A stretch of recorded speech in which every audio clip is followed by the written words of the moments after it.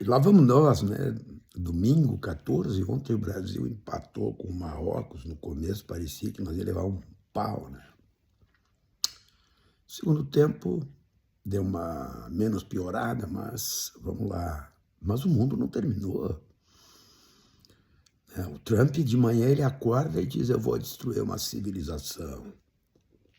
Ao meio-dia, na hora do almoço, brincadeira, né?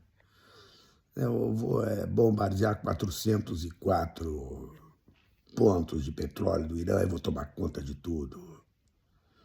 De noite, ele diz: estamos com o acordo de paz quase pronto, para tudo, não vamos destruir ninguém, e bababá. É um negócio, né? Na verdade, você tem que entender que o mundo segue, né, gente? Aquele papo de que o Santos esteve na África uma vez, né, para fazer um jogo de futebol e a guerra parou. Não é bem assim, né? As guerras, elas não param, né? E se a gente acha que o nosso tema é só a Ucrânia, né, que está lá, matança, gente para todo lado, né? Gaza, 70 mil mortos, etc e tal, né? O Irã ganhou essa guerra, né? O Irã ganhou essa guerra, isso é certo. O maior exército do mundo perdeu a guerra, e sabem que perderam a guerra. Notem a pergunta que fica assim, ó. Fizeram essa guerra para quê? Por quê? Os Estados Unidos não sabem disso até agora, né? O alto comando americano, os principais jornais dos Estados Unidos dizem isso com todas as letras, né? Os Estados Unidos não sabem por quê. Foram arrastados para esta guerra por Israel. Israel, vamos deixar bem claro, sempre na saída. Quando eu falo de Israel, eu falo do Estado de Israel, o Estado sionista, o Estado imperialista. A extrema-direita de Israel, que compõe, que viabiliza o governo Benjamin Netanyahu, tem uma frase: a pretensão deles é construir a grande Israel.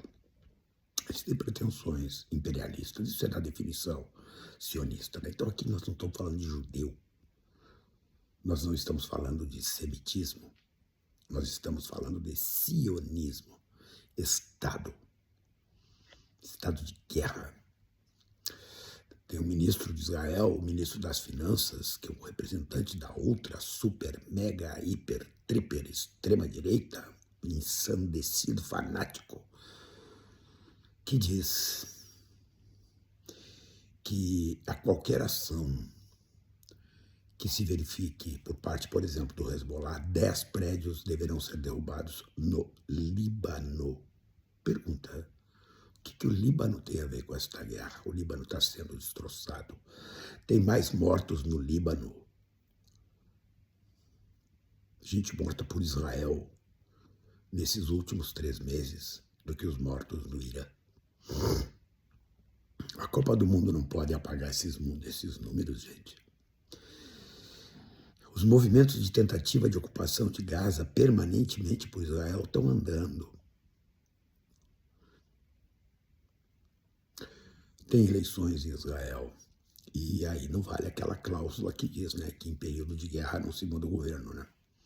Nas eleições Israel pode mudar o governo, mudou o governo, lá vai Benjamin Netanyahu ter que dar explicações tanto para a Suprema Corte israelense quanto para o exército israelense, né? Porque ao que parece ele andou dando uma ordem lá atrás, quando aconteceu aquele absurdo, aquele horror, aquele ato terrorista, né, do Hamas, matando aqueles israelenses todos, né? Ele mandou retirar soldados naquele dia. Ele deve explicações. Então, se cai o governo, Netanyahu vai para o saco. Tem que dar explicações. Golda Meir teve que dar explicações. Golda Meir. E eles sabem que vai ter que dar explicação. E essa extrema-direita sanguinária, que em última razão comanda Israel, tem que perder espaço. Os caras vão destruir o Líbano. O Líbano tem 1 milhão de pessoas. 1 milhão de... Imagina, tu com a vida ali, tranquila, no ponto de vista que dá para ser tranquilo ali, né? filhos no colégio, com carro, com troço, e aí de repente os caras dizem, sai porque isso aqui vai ser nosso. E assim tem 1 milhão de pessoas deslocadas, são chamados os caras das cidades azuis, cidades das lonas azuis, gente que vive sob abrigo da ONU e ontem tinha suas casas e as suas vidas.